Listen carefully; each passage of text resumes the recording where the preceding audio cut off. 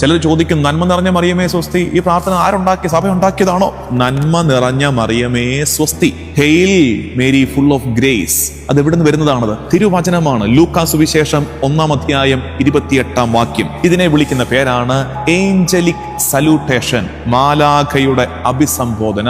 Angelic salutation, ഇത് ഓർത്തു വെച്ചേക്കണം. കൃപ നിറഞ്ഞവളെ നിനക്ക് സ്വസ്തി എന്ന് മാലാഖ വിളിച്ചത്. ഇതെങ്ങനെ ഇത് തുടക്കത്തിൽ ചൊല്ലി പ്രാർത്ഥിക്കുന്നത്? ഈ പ്രാർത്ഥനയുടെ കാരണം അതായിരുന്നു രക്ഷാകര രഹസ്യങ്ങളുടെ ആരംഭം. കവാടം തുറക്കുകയായിരുന്നു. മറിയത്തിലൂടെയാണ് ദൈവം ഒരുക്കിയ രക്ഷ ഭൂമിയിലേക്ക് ഒഴുകിയിറങ്ങാൻ തുടങ്ങിയത് എന്ന് മനസ്സിലാക്കണം. മറിയത്തിന്റെ സമ്മതത്തിലാണ് രക്ഷയുടെ ആരംഭം.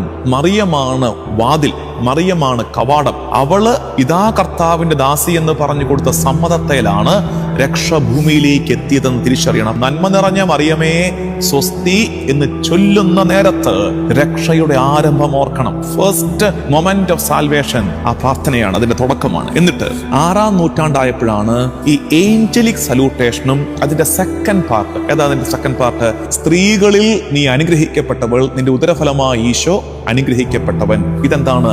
ഇതിന്റെ പേരാണ് ഇവാഞ്ചലിക് സല്യൂട്ടേഷൻ. ഈ 2 വാക്കുകൾ ഓർത്തു വെച്ചേക്കണേ. ആദ്യത്തത് ഏഞ്ചലിക് സല്യൂട്ടേഷൻ, ഗബ്രിയേൽ മാലാഖ മറിയത്തോട് പറഞ്ഞത്. രണ്ടാമത്തത് ഇവാഞ്ചലിക് സല്യൂട്ടേഷൻ, അത് ആരോട് പറഞ്ഞത്? എലിസബത്ത്, ഇളയമ്മയായ ഏലീഷ്ബ മറിയത്തോട് പറഞ്ഞത്. ലൂക്കാ സുവിശേഷം 1-ാം അധ്യായം 42-ാം വാക്യം. ഏഞ്ചലിക് സല്യൂട്ടേഷനും ഇവാഞ്ചലിക് സല്യൂട്ടേഷനും കൂടെ ബ്ലെൻഡ് ചെയ്യപ്പെട്ടു. ഗബ്രിയേൽ മാലാഖ പറഞ്ഞതും എലിസബത്ത് മറിയത്തെ നോക്കി പറഞ്ഞതും കൂടെ ചേർന്നു.